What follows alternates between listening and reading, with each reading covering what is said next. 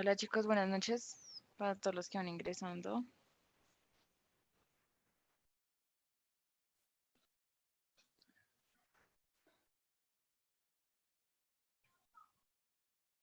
Hola Camilo, buenas noches. Hola Valentina, ¿cómo vas? Hola muchachos, buenas noches.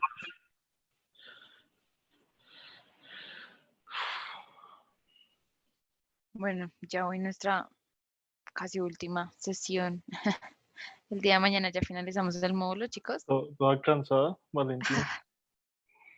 Les iba a recordar que el sábado se cierra plataforma, ¿listo? Entonces la idea es que pues logren avanzar lo máximo de aquí al sábado y las notas de la hoja de ruta, pues Camilo nos dirás si ya de pronto has ido calificando algunas o entonces recuerden que ya se verían el sábado, ¿listo? Y quería hacer una aclaración. Para los que me enviaron la hoja de ruta el día de ayer en las horas de la clase, la hoja de ruta se subió a plataforma. Para los que me la enviaron fuera de las horas de la clase, la hoja de ruta no se toma. ¿Listo? Porque pues ya no tengo formas de subirla a la plataforma. ¿Vale? Porque al día de hoy en la tarde todavía me seguían llegando, entonces ya para comentarles chicos que no hay más plazas, sino los que me enviaron pues en las horas de la clase. Y ya, eso sería todo por hoy. No sé si ya iniciamos, Camilo. Listo. Listo, buenas noches muchachos, ¿cómo van? ¿Qué más, Samuel? ¿Cómo van? Listo, entonces, yo quito este celular de acá que es un distractor. Entonces, pues hoy vamos a hablar un poquito de Aristóteles en términos muy generales. Hacer una presentación general, pues, abuelo de pájaro sobre sobre el filósofo griego, ¿vale? Pero antes de eso, pues yo quisiera preguntarles, porque ayer hablamos, siento que de muchas cosas y muy rápido, si tienen alguna pregunta respecto a los filósofos de la sospecha. eh, eh, Obviamente quedarían faltando muchas más cosas, pero eh, si tienen preguntas, sería chévere que me las hicieran y hablamos un momento de eso. Pues si quieren, ¿no? Camilo Ballestas, no. Bueno, entonces voy a preguntarle a Camilo Ballestas. Me dice que no hay pregunta. Una pregunta, Camilo. Eh, ¿Me puede decir cuál es una de las críticas que hace Marx, Nietzsche y Freud a la modernidad? Porfa. Camilo Ballestas.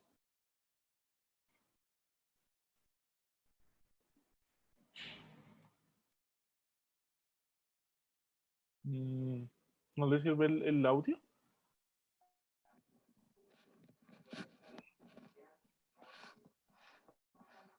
Pues no me acuerdo, profe. ¿Qué más, Camilo? ¿No se acuerda? Ah, fue madre. Bueno, listo. Fresco, no importa. ¿Quién quiere recordarnos? Samuel. Pero no, espere, Samuel. Antes de Samuel, es que quiero coger a otra persona que jamás haya participado. Eh, Esto lo debía haber hecho antes, pero es que no me gusta como obligar, pero voy a hacerlo. Entonces, no sé, cojamos aquí a... Ayúdame a escoger a alguien, porfa, Valentina. ¿A quién?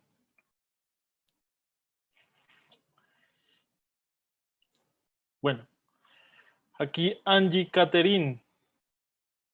Angie Caterin. 4756, no sé qué. Angie, te escuchamos.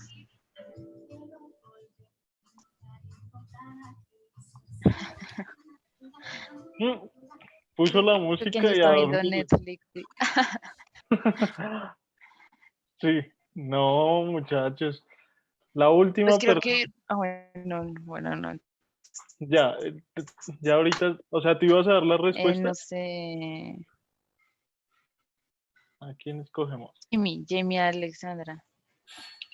Jamie Eso. que acaba de decir buenas noches. Buenas noches, Jamie, ¿escuchaste la Jamie. pregunta? Eso, ya que llegó Jamie, démosle la bienvenida, como debe ser.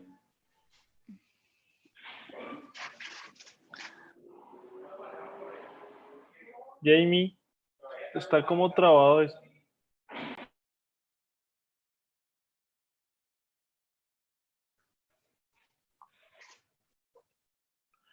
¿No? Está súper trabado, o se te trabó Valentina. No sé. Bueno, pero ya ahorita Valentina corregirá eso. Jamie, no escuchaste la pregunta, entonces te voy a hacer otra vez la pregunta. ¿Cuál es una de las críticas que hace tanto Marx como Freud como Nietzsche a la modernidad o al pensamiento moderno? Eso está muy fácil, o sea, Jamie, te escucho. No, ya, no, ya me di cuenta que no. Listo, no importa. Amén, Steven. Bueno, Samuel, hágale. Entonces, Camilo, creo que de nuevo tienes mal Ok, internet. ay, juema. entonces, yo escucho al profesor perfectamente. Sí, pero se ve, es que a mí me notifica cuando... Ah, ok. Bueno, entonces, ¿arranco o no arranco? Sí, sí, dale. Marx, el filósofo Marx, decía que la conciencia del individuo se falsea por intereses económicos. Sí, no, pues listo, sí. Esa es una de Marx, crítica Sí, de Marx, pero en general, todos que le critican a la modernidad. el capitalismo agresivo. No, No, creo que era como que nosotros nos quejábamos, como que no nos quejamos, no era otra palabra, pero no la recuerdo exactamente. Nosotros Pues vivíamos, yo la tengo aquí anotada. Yo anoté eso ayer cuando... pero era la palabra que nosotros vivíamos. a ver, No hay recuerdo la palabra exacta. una crítica común que le hacen todos al pensamiento Sí, moderno. que pretendía acabar con la ideologización, con otra ideologización, es lo que me acuerdo que también Marx, no sé, María pero Soledad dice las no me acuerdo de la limitaciones. crítica en común. Listo, voy a ponérselas acá otra vez rápidamente sobre todo esto. Ahí la ven, ¿cierto? Creo. Sí. Bajo un paraguas común, une a Marx, Paul Ricoeur dice, Marx y Nietzsche y Freud tienen un paraguas común, son todos filósofos de la sospecha o maestros de la sospecha. ¿Por qué?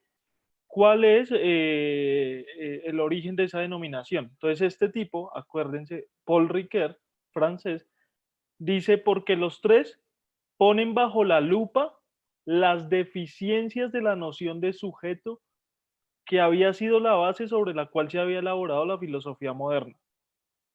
Esto es lo que sospechan. Sospechan de los valores que las sociedades europeas han aceptado como válidos provenientes de la Ilustración, el movimiento cultural del siglo XVIII. Pero específicamente de qué sospechan? De la libertad del hombre, de que el hombre es libre de hacer lo que quiera, de pensar lo que quiera, que se ve limitada por el Estado, la religión u otros factores. Pero también sospechan de que la sociedad occidental, dicen ellos, está sustentada sobre un error. Es este. Esto es lo que critican. La creencia ciega en la razón. somos seres racionales, decía el pensamiento moderno, y nuestra razón es casi que matemática perfecta. Ellos dicen, no, señor, eso no es así. La razón está contaminada de un montón de vainas que están, que son previas al hecho de pensar racional. ¿Listo? Critican el progreso de la modernidad, la creencia en el progreso, en el que vamos de menos a más. No, no sabemos para dónde vamos. Podemos estar en un eterno retorno, dice Nietzsche. Y critican, otra vez, la preeminencia de un sujeto libre de la subjetividad. ¿Sí? Eso es lo que, eso es lo que sospechan y eso es lo que cuestionan. Y eso es lo que tienen en común. ¿Listo? Eso es. ¿Listo? Ahora sí, Samuel, más o menos. Oscar. La verdad creo que no nos quedó tan... Sí, Sí, lo vimos ya. sí, ese lo leímos, pero como fuimos tan rápido y dijimos varias cosas, claro, eso ya después se olvidó. Pero eso es lo principal. O sea, eso es lo más importante. Y bueno, preguntas. No sé, ¿quién quiere preguntar más acerca de lo que se vio ayer? ¿No? Yo les hago un resumen. En el caso de Marx, Marx va a hacer una crítica a la modernidad, sobre todo en su sentido económico, sobre todo. En la manera en que funciona el sistema económico creado por la modernidad, que ¿cómo se llama? El capitalismo. ¿Listo? Es lo que va a hacer Marx, primordialmente. Y Marx nos va a decir, es a partir de comprender las condiciones económicas en las que viven los sujetos, que la razón o el pensamiento de los sujetos, de los individuos, se va conformando.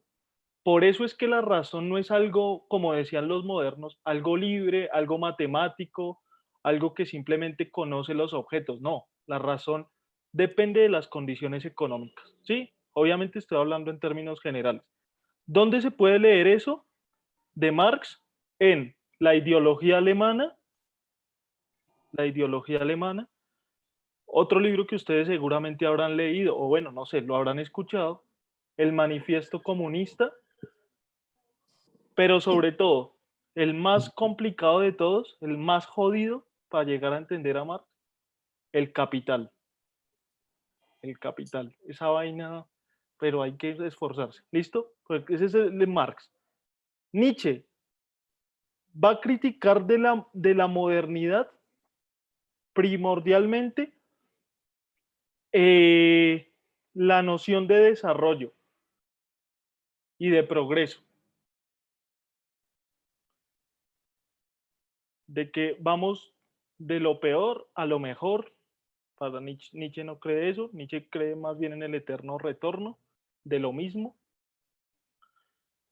Nietzsche va a criticar de la modernidad la excesiva creencia en que somos sujetos racionales, meramente racionales. Nietzsche dice no, nosotros somos sujetos que tenemos temores, miedos, angustias, y todo eso es lo que nos va formando. Y el cristianismo se aprovecha de eso. ¿Sí? Listo, más o menos. Es una crítica a la cultura. Nietzsche va a criticar la cultura. ¿Listo? Y falta Freud. Freud va a criticar, en ese sentido sí se parece, va a parecer mucho a Nietzsche, va a criticar la forma en la que pensamos que el sujeto es libre, en que la modernidad piensa que el sujeto es libre y que todas sus acciones son calculadas y racionales. No. Para Freud, lo que hace al sujeto no es la conciencia, no. La conciencia es un disfraz. Lo que hace al sujeto es el inconsciente, las pasiones ocultas, ¿cómo se llaman? Los traumas de la niñez. todo esto, ¿sí? Eso es lo que hace al sujeto. Las represiones, cuando le pega a uno el papá por cometer actos que son groseros, que son pecaminosos. Todo eso va construyendo al sujeto, no la razón. ¿Listo? En ese sentido sería una crítica psicológica más que cultural a la psicología. ¿Listo? Ese sería como un resumen general de los filósofos de la sospecha. Hay muchas cosas por decir, pero bueno. ¿Preguntas hasta ahí? ¿Nada? Listo. Entonces, ahora sí, vámonos con el señor Aristóteles. Espere. Ya, ahí se ve, ¿cierto? Sí. Listo, entonces miren, ahí está este man griego de la antigüedad. Hasta le hicieron su estatua al man, ahí fue muy conocido. Sí. Entonces miren, ¿quién me ayuda a leer esta frasecita que me pareció muy bacana de Aristóteles? ¿Quién se anima? Chicos, perdón ahí por la bulla de fondo. Preguntando en qué se diferencian los sabios de los ignorantes, respondió: en lo que los vivos de los muertos, decía que el saber en las prosperidades sirve de adorno y en las adversidades de refugio, que los padres que instruyen a sus hijos son preferibles a los que solamente los engendran, pues esto les dan vida, pero aquellos la vida feliz. Sí. ¿Qué les interesaría decir de ahí? A mí me parece interesante sobre todo esta, digamos, esta reflexión porque nos dice que la vida feliz, la buena vida, pongámoslo así, depende de cómo nos formamos, de qué tanto le metemos cosas al cerebro y qué cosas le metemos. ¿Sí? Yo lo entiendo así, cómo nos instruimos, cómo nos cultivamos. Las personas que no tienen ninguna cultura, que no saben de nada, eh, digamos, tienen una vida feliz, pero para Aristóteles sería una vida miserable en el fondo. En cambio, las personas que saben pueden conseguir de una mejor manera una vida más feliz. ¿Sí? Yo esto lo tomo así. Es como algo ahí que quería que leyéramos. ¿Considera que la filosofía eso debe ser importante para el ser humano? Creo que de esto hablamos ayer un poco, pero respondamos esta. ¿El mundo es lógico o ilógico? Muéstranos un ejemplo. ¿Quién quiere arriesgarse? ¿Para ustedes el mundo es lógico o ilógico? Vamos a ver qué. Fanny, tú tienes ahí la mano levantada, no sé si quisieras participar. Fanny. Dale, Fanny. No, profe, era para leer el texto. Ah, Ok. bueno, por ahí Yeset, dice. Somos pues lógicos porque si no fuéramos lógicos no nos haríamos esa clase de preguntas como el por qué estamos en la Tierra, el por qué comemos esto y esas cosas. O sea, el mundo para ti es lógico. Todo es lógico en el mundo. ¿Sí? Bueno. Camilo Ballestas dice es ilógico. Profe, pero primero que todo sería mejor que usted explicara vendría siendo lo lógico y lo ilógico, para así poder dar como que Sí, respuesta. Porque es que, pero no, quiero saber sus impresiones en general. ¿Qué piensan? Yo, más o menos todos sabemos qué significa lógico. Voy por el mismo lado, no haría falta explicarlo. ¿Sí? ¿Y qué piensan? ¿El mundo es lógico o ilógico? ¿Este mundo qué es? ¿Cómo es? ¿Es una vaina súper desordenada es azaroso, es, no sabemos para dónde vamos, o todo, o más bien estamos destinados a hacer algo, todo tiene un orden. Vamos a ver qué tan filósofo. Mire, Samuel, hágale Samuel, que está levantando la mano. Depende, profe, porque existen varios tipos de lógica. Entonces, ¿qué tipo de lógica se está preguntando en este momento, por ejemplo? ¿Su merced qué respondería? O sea, Yo pienso que el mundo es caótico e ilógico y cada quien y cada ser humano le busca su lógica a lo ilógico. Cada quien forma su propio mundo de ideologías y esa es su lógica personal, pero no creo que exista una lógica, ¿cómo se dice?, en plural para todos. Ok, ok. Pero en el fondo, el mundo es ilógico, la forma de ser del mundo es caótica, ¿Sí? ¿sí? Diría Samuel que sí. ¿Sí? La teoría del caos, creo que sí. Sí, Listo. de hecho yo he escuchado que, bueno, sí, la teoría del caos, que en el momento en que todo se ordene, dejaremos de existir,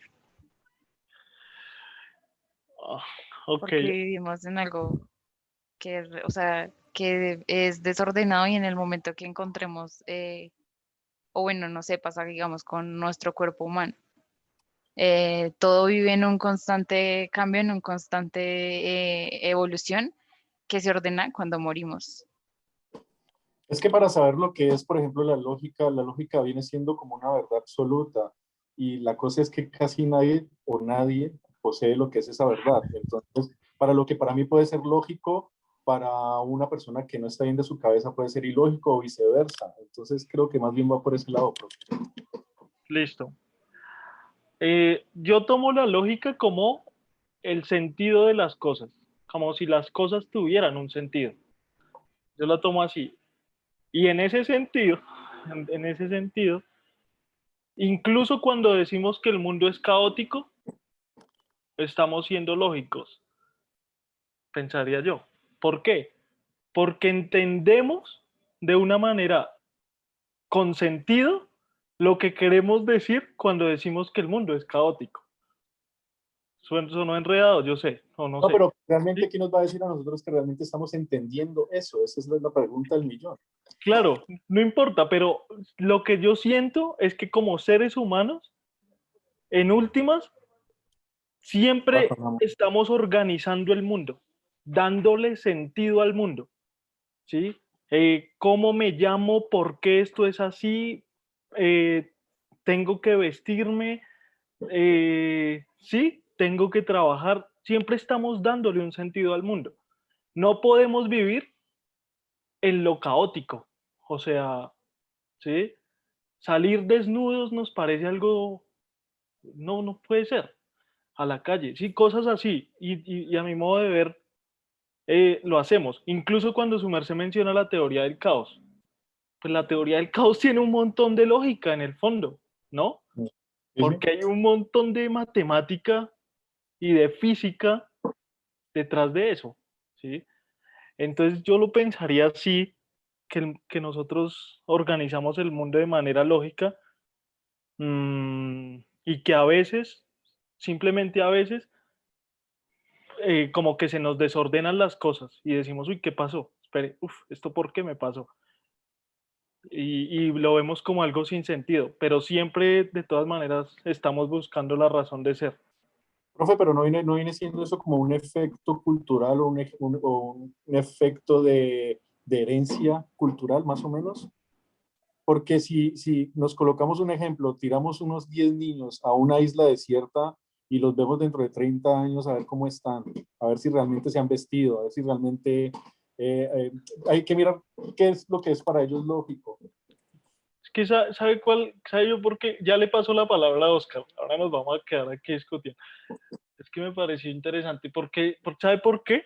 Porque es que ya con el solo hecho de ser seres humanos, siento yo que, que el ser humano tiene una estructura casi que biológica en su mente que lo hace organizar las cosas, lógicamente, ¿sí? O sea, viva donde viva. tengo que comer, y entonces organiza la manera de buscarse la comida, ¿sí? Así esté desnudo. Tengo frío, pues su corporalidad le exige lógicamente que se arrope, ¿sí? Entonces es como que siento que por condición biológica estamos destinados a construir como seres humanos un mundo lógico. O sea, por ejemplo, nosotros vemos en 3 dimensiones. Como seres humanos no podemos ver en más dimensiones, en las 3. La física dice que hay, yo no sé, como unas 14, que hay cantidad de dimensiones. Nosotros los seres humanos solo vemos en 3. Entendemos el tiempo en términos de pasado, presente y futuro, porque como que nuestra condición humana nos exhorta a ser lógicos. Ahí estoy utilizando algo como de Kant, pero es eso. Listo. ¿Sí me entiende, Samuel? ¿Se entendió? Como lo que digo. Gracias. Listo, Oscar. Hágale y continuamos.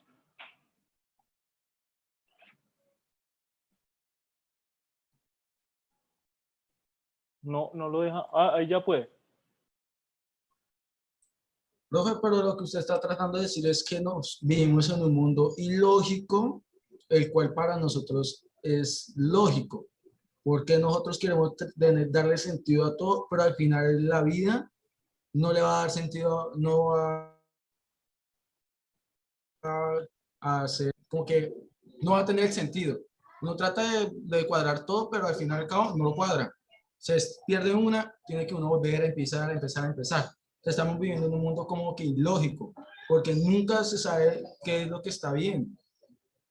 Lo que uno, ¿sí me van a entender? Sí, Entonces eso es lo que yo digo, en mi pensar, para la solución de esa pregunta. sí. Lo que pasa es que no, o sea, lo que yo quiero decir es justamente que nosotros no podemos conocer lo ilógico, porque cuando decimos ilógico, estamos dando una lógica. No sé si me entienden.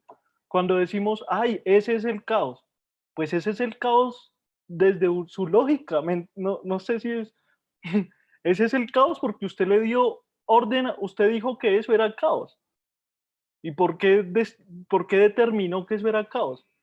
Porque su mente funciona de manera ordenada o desordenada, pero ese desorden es en cierta forma un orden para su mente. ¿Sí? Yo sé que parece contradictorio, pero eso es lo que quiero decir. Samuel, de nuevo, y continuamos. Ya, ahora sí, se los prometo. Venga, de activo. Ya. Profe, yo pienso que lo que está diciendo Oscar es lo siguiente, que de pronto puede ser que el mundo realmente sí sea ilógico, pero entonces el ser humano siempre busca hacerlo lógico. Entonces, se puede decir que sí, todo es ilógico, pero está en nuestro ADN hacer las cosas lógicas, buscar siempre lo que es razonable y lógico. Pienso, o sea, no sé. Sí, sí, sí. Es que sí, vean cualquier cosa. Ustedes ven una montaña. ¿La montaña qué es? ¿Es la montaña en sí misma o es el ser humano diciendo es una montaña? No sabemos si realmente es una montaña, porque ¿qué es una montaña? Es un resultado de un corte geográfico que no sabemos si realmente se llama montaña. Fue el nombre que una persona le dio, pero no sabemos si realmente Exacto, pero ese es el punto. Es un corte geográfico, tiene unas dimensiones, le ponemos montaña. O sea, nosotros somos los que determinamos las cosas. Las cosas, o sea, las cosas todas las que podemos ver, de las que podemos hablar, son simplemente humanas. O sea, la montaña es una representación humana. Claro, todos diríamos, no, la montaña es algo en sí mismo, está ella ahí solita, no señora, no señores. Decimos montaña y es porque ya le dimos una representación, un simbolismo, unos colores, porque la vemos de determinada forma, ¿sí? Hicimos ciencia con la montaña. O sea, ya los seres humanos humanizamos las cosas, por más naturales que sean, ¿sí? Eh, No, profe, pero la pregunta es realmente, ¿usted qué piensa? ¿El mundo es lógico o ilógico, no la humanidad? el mundo es lógico, no. No sé, no es lógico. No es lógico o es lógico, no lo entendí. No sé si estoy pensando. He ahí Eh, el dilema. para mí el mundo es lógico, en el fondo siempre es lógico, sí, el mundo es lógico porque los seres humanos lo volvemos lógico, irremediablemente. No, pero cuando me refiero al mundo, me refiero al mundo en sí, en lo que son sus leyes naturales, sus cambios, Todo eso es etcétera. lógica. No, no a las construcciones, si me hago entender.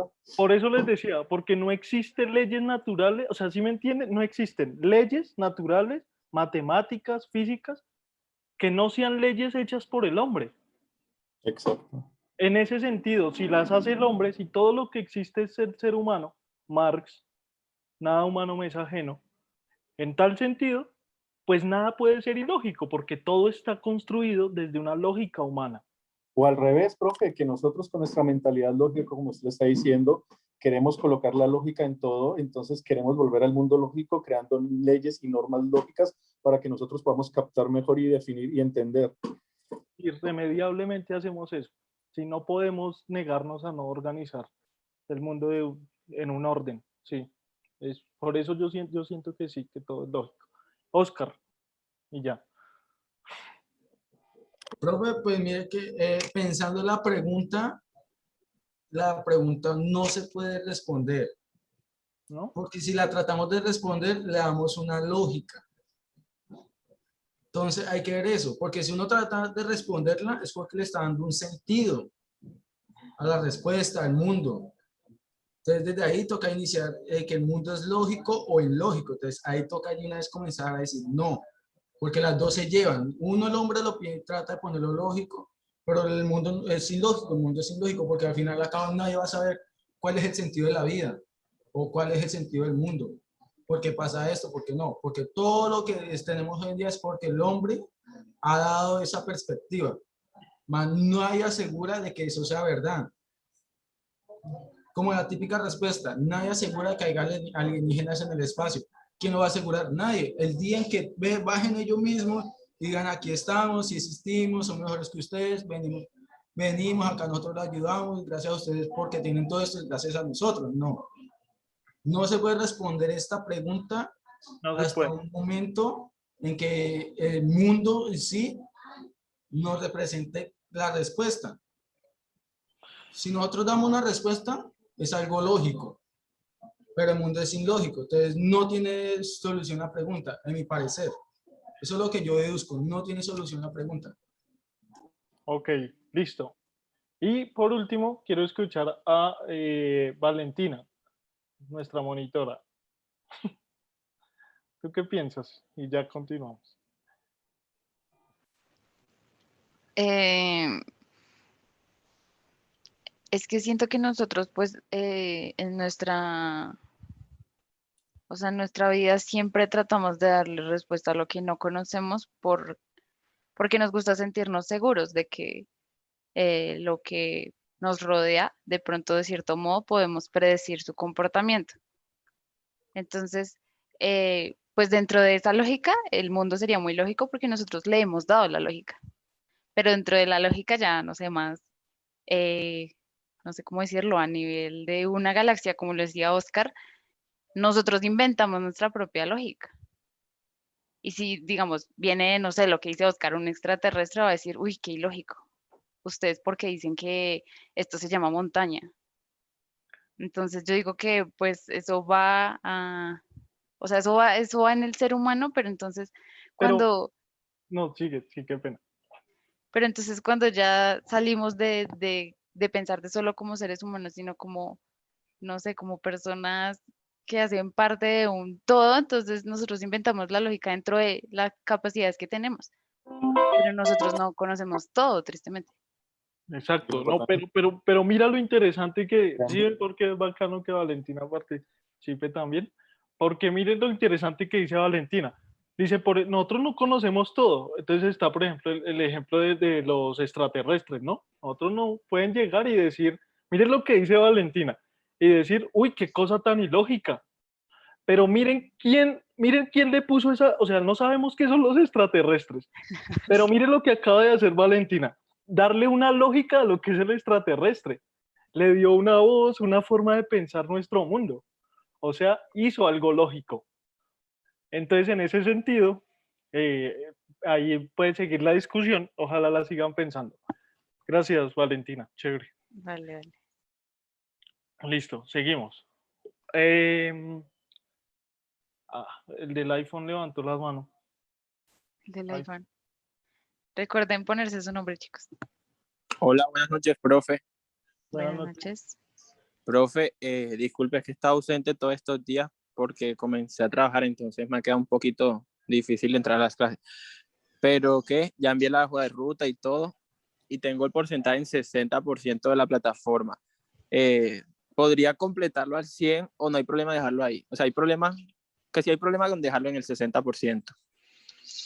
Eh, pues es que ese es el 50% de tu nota. Entonces, si lo dejas en el 60%, obviamente van a haber lecciones que no apruebes y van a haber lecciones que pierdas. Entonces, pues mi consejo es que pues trates de avanzar lo más que se pueda.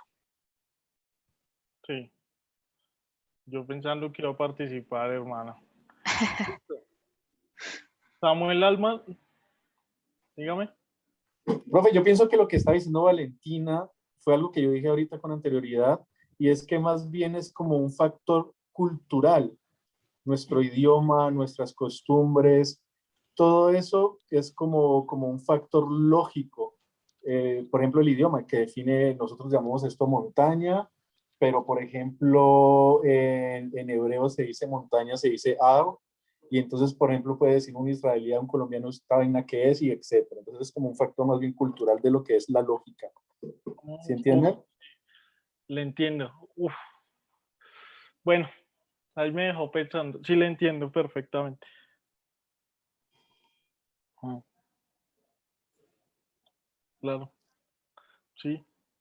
Hay momentos en que la lógica no. Así sea, por ejemplo, una vida de otra galaxia, sería también otro factor cultural, porque así sean de otra galaxia, otro universo, van a tener un idioma, un comportamiento, y también va a ser cultural, sería un efecto cultural ante alguna, por ejemplo, una verdad que nosotros pensamos que esa es la verdad absoluta, pero puede ser que otra galaxia, otro planeta tengan otra verdad absoluta de ese punto, pero realmente es un efecto cultural, Sí, una sí, respuesta que cada planeta o individuo le da a algo.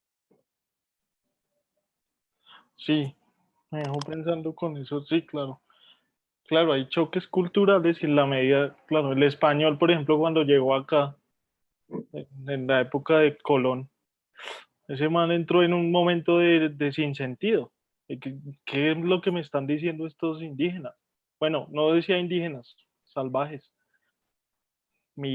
Claro, hay un momento ilógico de sinsentido por un problema cultural del lenguaje, el lenguaje, la lengua, ¿qué más? Sí, la manera en que vemos el mundo. Sí, bueno, chévere. Listo, seguimos. Entonces, vamos por este man, ¿no? Entonces, la vida del filósofo de Aristóteles es un man que nació en Grecia, sobre todo al norte de Grecia, en Estagira, alrededor de estos años, 384 antes de Cristo, 322 antes de Cristo. O sea, muere en el 322. ¿Listo?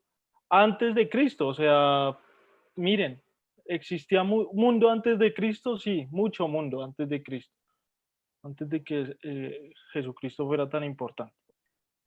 Otro dato importante de este filósofo es que es considerado con Platón como el padre de la filosofía occidental. Yo aquí quiero hacerles una pregunta. Si yo les pidiera que me dijeran cuáles son los filósofos que conocen de la Grecia clásica, ¿cuáles me dirían? Platón, Aristóteles, Sócrates, Sócrates. Anaximandro. Bien. Profe, repite la pregunta. ¿Cuáles son los filósofos que ustedes conocen de la Grecia antigua, creo, Grecia clásica? Sócrates, Platón. Platón, listo. Bien, Aristóteles, o sea, son los que más les suenan, ¿sí o no? Ahora, yo les hago una pregunta. ¿Dónde nace la filosofía? Con Sócrates. con Sócrates. ¿En dónde? ¿En qué país nace En la... Grecia, nace en Grecia, nace el pensamiento de Sócrates. Pero yo les hago otra pregunta. ¿Antes de Grecia existían culturas? Obviamente, antes, sino que se definió como en sí el amor al saber, filosofía, y ellos fueron los que definieron esa lógica de que eso era filosofía y por ende nació con Sócrates. O sea que los chinos, los árabes, ¿podían tener filosofía o no? Obviamente, pero entonces como ellos crearon el concepto de filosofía, se dice que fueron los primeros. Aquí está el punto que quiero señalarles. Ah, bueno, Oscar. Oscar, ¿qué? Tiene el... Hágalo.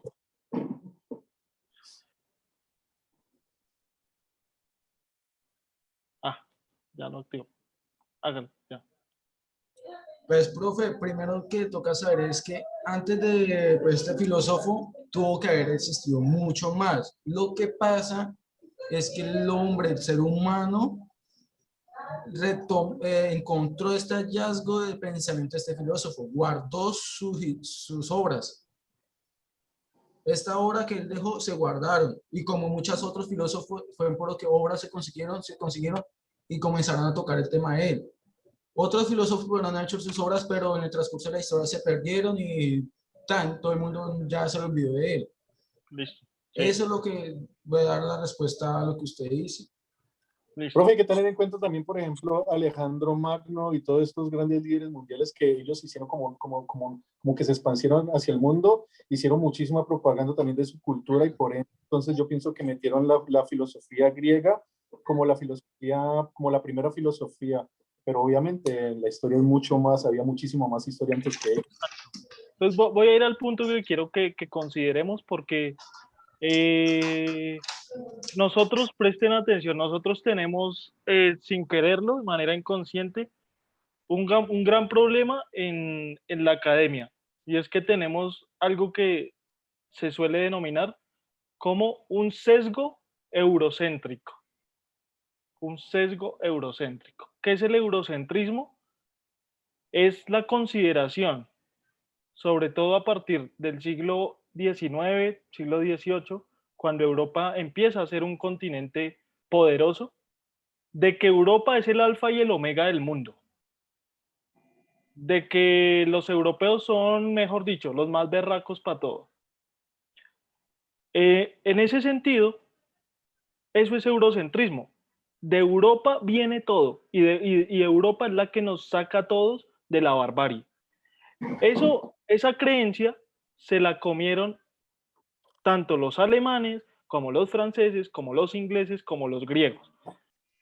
Pero hay un momento específico en el que esta creencia para la filosofía va a tener mucho peso, y es en el siglo XIX, en lo que se llamó como el romanticismo alemán.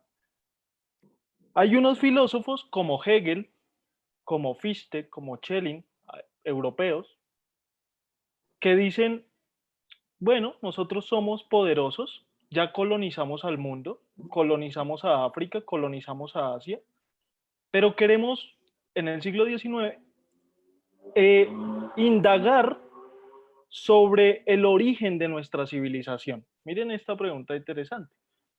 Y dicen, bueno, ¿cuál puede ser el origen de nuestra civilización?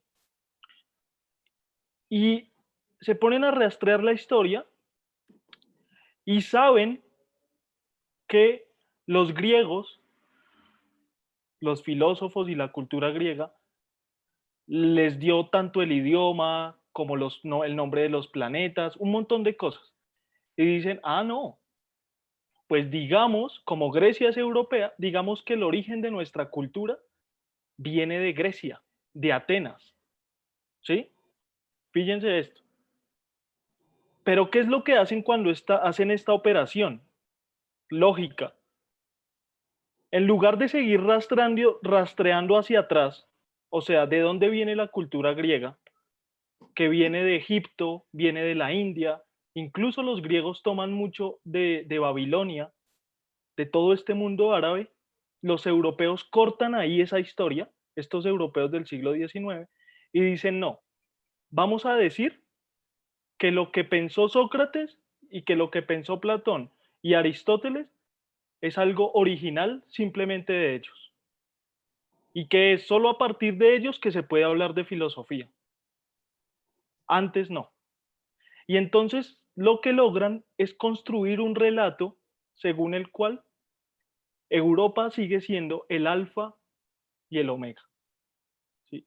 El inicio y el fin tanto del pensamiento como del desarrollo de la civilización.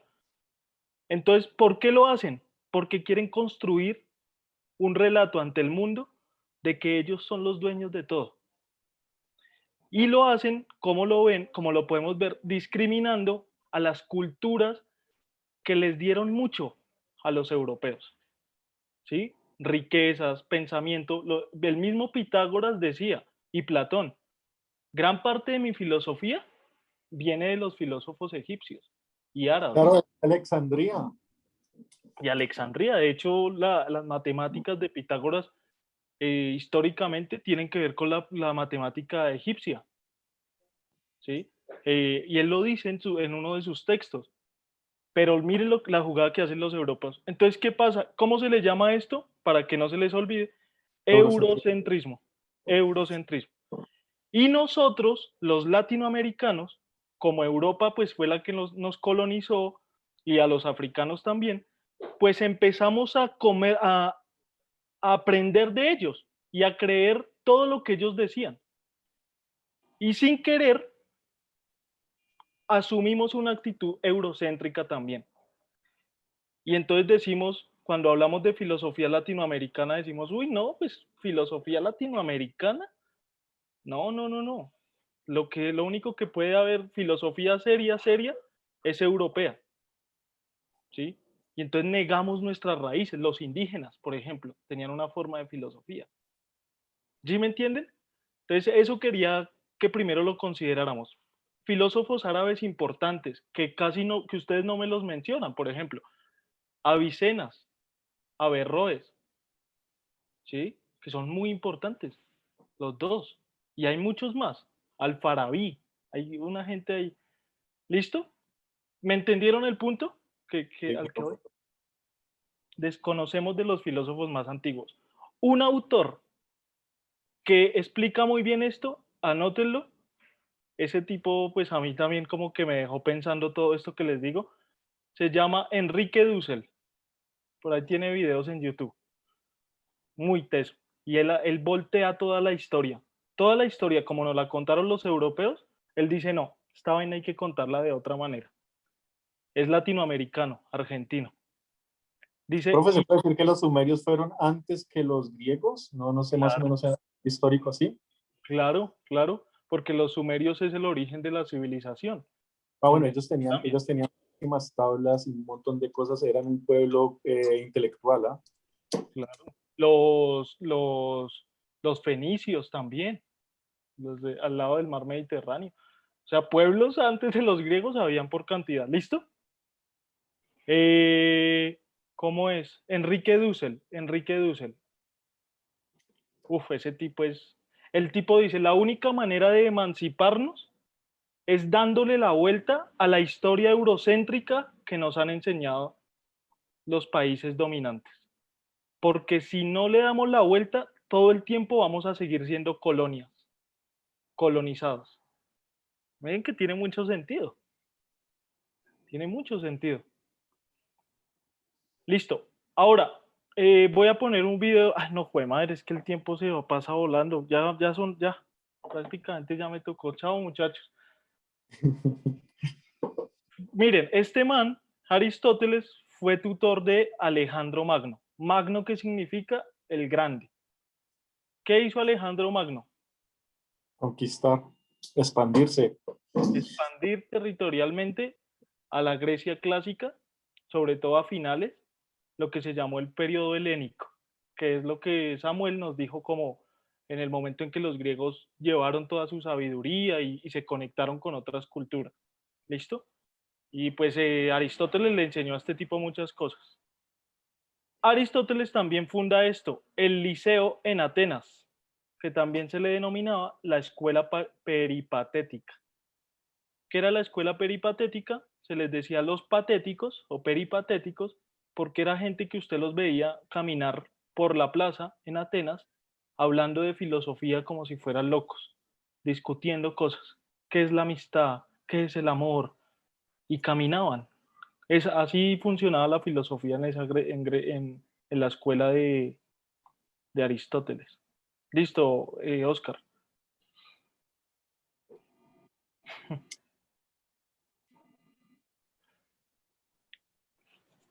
A ver. Ah, de verdad. Ya. Bueno, madre. No, no se le escucha. Tienes el micrófono activo, pero no se escucha. ¿Ya? Sí, ya.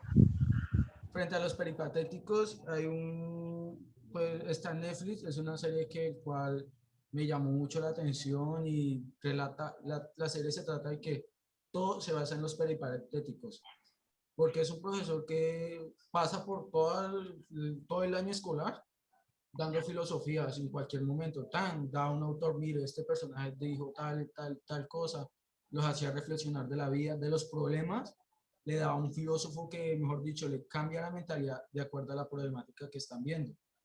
Pues si desean ¿Cómo hacer, se llama esa serie? es muy Sí, buena pero la serie, ¿cómo se llama? La de, sí, por ahí Merlí, la de Merlí. Merlí. Búsquenla. Sí, sí, es interesante. Ese profesor enseña mucha la filosofía y tras de todo uno cuando lo va a ver, él se conecta con él. Uno como que medio a veces le pasa lo que uno está viviendo en el momento, el episodio le trata de justificar y como que bueno, cálmese, esto pasa por aquello, tal cosa. Entonces algo muy bueno de esta serie. Y más que todo hecha por los españoles. Por los españoles, sí, sí, sí, sí. Sí, esa es chévere, recomendada. Samuel, Profe, yo quiero preguntarle para cerrar la clase, ¿qué fue primero, huevo o gallina? No, la solución es sencilla. Me puse a pensar también en esa pregunta. Primero fue el huevo, pero antes también fue la gallina, porque es que si decimos gallina nos damos a entender el animalito de hoy en día. Pero este animal ha evolucionado y hasta el momento quedó ahí estancado, ya no sigue, como no está evolucionando más. Entonces, antes de la gallina hubo otro ser, otro animal que fue llamado diferente. ¿Sí me van a entender? En toda la historia no fue solo gallina. En toda la historia no fue gallina. ¿Y el no sé, profe qué dice? no, yo no sé, no me he puesto a pensar en eso. Pero Profe, ¿Adán tenía ombligo o no tenía ombligo? Sí, dicen que sí. Nah. sí. Esa es otra pregunta. ¿Quién creó a Dios? ¿Qué había antes de Dios? Yo le quiero responder a eso. ¿Qué había antes de Dios? Pero déjenme, les digo esto y ya. Eh, los tratados aristotélicos no son del filósofo. O sea, todo lo que son los tratados de lógica, de política, de la ética, no son de Aristóteles. Son de los apuntes de clase que tenían los estudiantes. Y los recopilaron y ahí salieron los libros de Aristóteles. Pero no, sí, él no los publicó y dijo, miren, aquí está. El liceo, que era como se llamaba la academia pues, de Aristóteles, estaba abierto al público para la discusión filosófica. O sea, usted quería entrar a discutir, hágale. Pero había una condición. Creo que eso estaba tanto en Pitágoras como en Aristóteles. Todo aquel que quiera entrar a este recinto debe saber de geometría. Había una inscripción allá arriba ¿Por qué? porque había una consideración de que, por lo menos en el caso de Pitágoras, no sabría explicarlo en el caso de Aristóteles, Pitágoras creía que todo lo que existe en el mundo se puede explicar a partir de los números. El ser de todo es matemático, es solo números. Entonces no puede venir a mi escuela alguien que no sepa de matemáticas. En el caso de Aristóteles, me atrevería yo a decir, tanto como de Platón, que es que estos eran filósofos que sabían de todo. Entonces esta gente pues decía, no, venga, si usted no sabe matemáticas, si no sabe estos temas, usted no puede venir a discutir conmigo, le falta cultura, ¿sí? Entonces, yo la tomaría por ahí. Pero miren quién no podía entrar, adivinen quién no podía entrar al liceo a discutir filosóficamente. Ni las mujeres para afuera. Las mujeres no pueden pensar. Esto, era una época machista. Los niños. No podemos pedirle más. No. Los niños, pues no sé, de pronto había uno que otro niño, pero ni las mujeres ni los esclavos. Adivinen en dónde sí se podía entrar, sí entraban las mujeres e incluso los Egipto. esclavos. No sé si en Egipto, pero en las escuelas griegas, Epicuria, la escuela de Epicuro, este señor. Estos manes a mí me gustan más que Platón y Aristóteles. Profe, Demócrito, Diógenes. Cleopatra ayudó con la fundación, si no estoy mal, de Alejandría. De Alejandría, sí, profe, claro. pero mire, algo que se me vino a la mente fue que usted dijo que ellos no permitían entrar a personas que no supieran, ¿sí? Y Sí. como hay filósofos de que también vivían en la calle, eran vagabundos y hacían filosofía, y Sí. dicen que ellos tenían que tener cultura para poder ingresar a hacer la filosofía, para poder dialogar con ellos. Entonces, sí, pero si el personaje que quería entrar tenía poder, tenía plata, digamos, una casa bien grande y todo, y no entraba que porque no tenía cultura, y ellos eran de las calles. Entonces, hay algo que ver, es que en ese tiempo también hubo mucha monarquía, se ponían en la cima y ya. Claro, claro. Acuérdense lo que vimos de lo que era la democracia en Grecia. No era que todo el mundo era ciudadano, no eran unos cuantos. La Ellos, mayoría. porque hay filósofos que hacían filosofía en la calle y vivían en la calle, dormían en la Este señor, Diógenes, hacía filosofía en la calle y le decían Diógenes el perro. Ujú. Diógenes y Alejandro Es Magno de tienen la una imagen, historia. creo. Esa historia yo se las iba a leer, pero toca la próxima clase. Demócrito es el origen de todos estos filósofos que se denominan como materialistas o atomistas, Diógenes, Epicuro, ¿sí? Una de las diferencias más importantes entre estos filósofos que están aquí en rojo y Platón y Aristóteles es que estos filósofos creen que todo se explica simplemente a partir de la materia, de lo que hay en la naturaleza, de las pasiones humanas, ¿sí? La ética se explica a partir de los deseos. ¿Qué desea el hombre? ¿Qué le es útil al hombre Sexto. desde sus deseos? Para Platón y Aristóteles, no, señor. Para Platón existía un bien y un mal que estaba más allá del cuerpo, porque el cuerpo lo único que es una cárcel para el alma, para Platón. Entonces Platón decía, lo que pasa es que el cuerpo nos impide pensar, Sí. el olfato, los deseos nos impiden pensar, para Demócrito y Diógenes no. ¿Listo? Esto tiene la próxima clase lo explica un poquito mejor. ¿Listo? Y algo que creo que quiero que se les quede guardado es que todas las escuelas en Grecia, sea platónica, aristotélica, la de Epicuro, todas, tenían esta intención, una intención ética, buscar la felicidad del hombre. O también lo que se denomina como la ataraxia. La ataraxia. ¿Qué es la ataraxia con X? Ataraxia. La imperturbabilidad del alma. La imperturbabilidad del alma. Todos decían eso. Si hay algo que hay que buscar es cómo hacer que el alma no sufra. Y la filosofía debe buscar eso. ¿Cómo es que el hombre puede ser feliz? No que no tenga sufrimiento, sino que disminuya la ausencia, el sufrimiento a lo más máximo posible. ¿Y cómo se hace eso? Con filosofía. Hoy en día la filosofía casi no trata de esto. Profe, ¿y por qué dicen que buscaban la felicidad del hombre? ¿Cómo si no dejaban que todos también participaran? De ciertos hombres, porque para Aristóteles los esclavos no eran hombres, Por eso. los esclavos Es eran como, animales. como ellos pueden asegurarse de que buscan la felicidad del hombre, porque están diciendo hombre, se hacen la referencia a todos. No, por eso le digo, mire, ahí hay un tema cultural. Para usted eso no tiene sentido, pero para Aristóteles y Platón sí, para esta gente sí. El esclavo no es un hombre, es un animal. Ya, es simplemente eso, un animal. Él no puede entender nada. Las mujeres no pueden entender nada. Otra cosa, profe, hago No como entiende un dos pequeño cosas. hincapié. Ellos tenían como también el alma en la época de estos grandes filósofos, no era el alma como nosotros la concebimos religiosamente, el alma de ellos era el pensamiento, las ideas eran su parte espiritual. Y entonces cualquier persona que no fuera intelectual era considerado sin alma, digámoslo así. Exacto, un sin alma. De hecho, alumno, ¿qué significa? Sin Sin luz. alma. Alumno significa como sin luz, sin alma, sin lumbrera. No es alguien, por eso a mí no me gusta decir alumno, casi. Bueno, hay Estudiantes. algunos que sí son alumnos. No, mentira. Pero sí, eso tiene que ver. Listo. Era Acá le machista, decían alumno. alumno. Bueno, muchachos, la próxima clase, o sea, mañana vamos a ver un poquito de la historia de Diógenes, la anécdota. Vamos a leerla. La anécdota de Diógenes con Alejandro Magno.